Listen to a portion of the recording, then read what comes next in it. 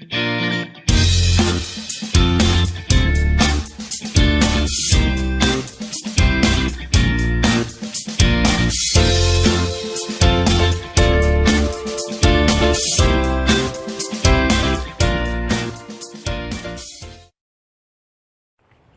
it's Joseph Flahiff, and I'm out walking the dog.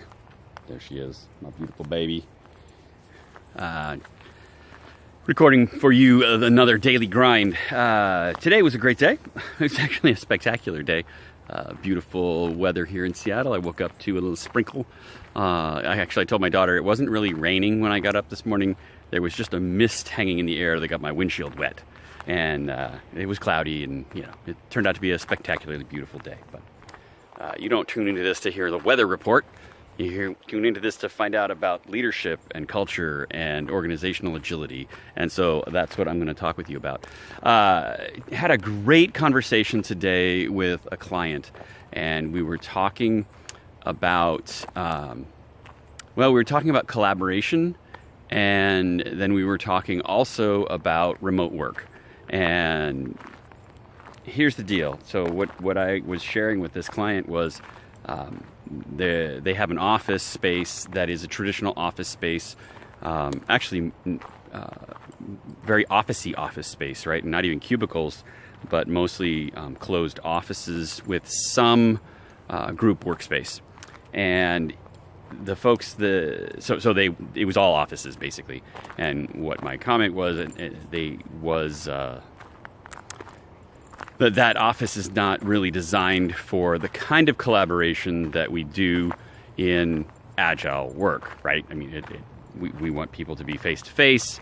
We want them to have time to interact with each other. We also want them to have spaces to go to be able to work privately and work focused, right? So the phrase is caves and commons. I think Alistair Coburn coined that frame. It sounds like the kind of thing he'd say, but whether he said it or not, caves and commons. So you have common spaces where people hang out and collaborate, and you have caves where they go off, where they can really put their head down and focus and get into what Nihai Csikszentmihalyi calls flow, right? That time when you are just totally zoned in and time goes away, right? Have you ever had that experience where you're working on something and it's so exciting and you're so passionate about it, and you just lose yourself completely in that thing, and time goes away, and you poke your head up and it's like, oh God, I missed lunch. Wait, it's time to go home? I didn't realize I was working for that long on this thing. I was just lost myself in it. People need space to be able to do that. That's just as valuable as the time we spend together collaborating and brainstorming and working collaboratively. So I told these people that either what they needed to do was either A, make their office more collaborative, so it has more common spaces where where the people can gather together and work as a team and do that kind of collaboration, or send everybody home.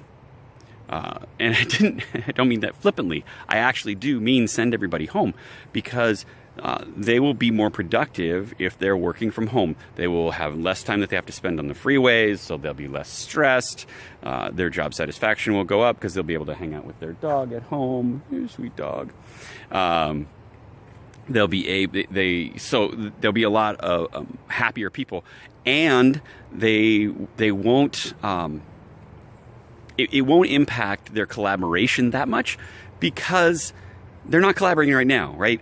A door and a wall between me and someone else is as big of a barrier as having to get in the car and drive somewhere. So either change the space or send everybody home. And now there's other options, obviously, right? You can do other things, but that led into a conversation about some other work that they're doing about remote work and distributed teams, and we talked about time zones a little bit and how that's not a problem that's going to go away. And we were talking about, collaboration today and how it works or doesn't work very well in that kind of time zone space and with people in multiple locations. Now, I wrote a search of articles for Search CIO about distributed teams. That's one thing. But what we really got into was the conversation that I've been having a lot recently, and you've heard me talk about it, that we are on the cusp of something new. And that something new, I think, is going to involve this remote work, different style of communication that happens more as the millennial aged folks do, because they spend more time on these kind of devices. I'm recording this on my Samsung Galaxy phone.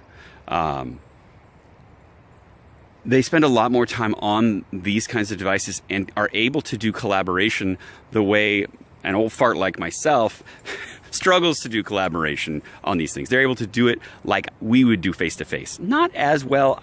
I can't say that I've seen people be able to fully collaborate as well, not face-to-face, but darn close. I mean, they're able to do some serious collaboration. And one of the benefits that I've seen, I saw this with a team down in Olympia, that they would work from home together on a shared screen and have both the cave and the common at the same time. I hadn't even thought about that until just now talking with you. They would have both the cave and the common experience because they were at home, and they were working late at night, and I told them they should, get a life and not work so late at night. But they had that cave space where they were quiet and were able to focus and work by themselves. But they also had that commons experience where they were able to work together and collaborate on the shared screen. So I believe we are on the cusp of the next industrial revolution. And I don't know what that industrial revolution will be. Will it be something that has to do with artificial intelligence? Will it be something that has to do with VR or AR or things like that? I don't know. But I do believe that part of it is going to have to do with all of those things tying together and being something that allows you to work without having to be in the same space. I'm going to pause this for a second because my dog is about ready to chase after another dog. So I'll get right back to you with this. All right, I was able to get away from that situation.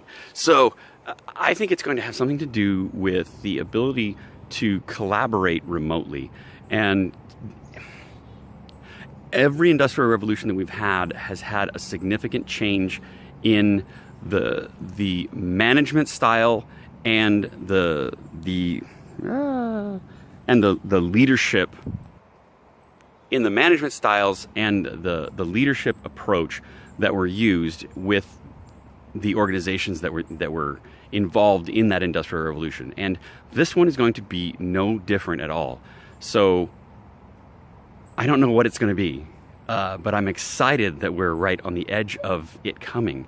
And I look for opportunities like this one where we can have the opportunity to try new methods, to try new ideas, new techniques for both doing work and for leading people. Because the new industrial revolution will change both of those things. It'll change how we work, right? What methods we use, just like agility changed the factory model, right? We moved from factory mind thinking that didn't fit when you were in an industrial, in a information revolution. We moved from that leadership mindset and that process mindset, right? So we're going to make the same change again, and I'm excited to see what it's going to be. I don't know what it's going to be, but it will be something new. And I hope to be a part of it. And if you're out there and innovating on those things, I would love to hear what it is that you're doing that's different and how you're making it work. I think that the old paradigm of everybody has to be face-to-face in order to collaborate is antiquated and is a belief that was formed well in the 90s and early 2000s, before everybody had a cell phone in their hand that could and had a full production studio in their hand, right? Before everyone was able to do this kind of massive collaboration that we're able to do offline. So I look forward to seeing more of it, and that was my day. This is for you, the Daily Grind.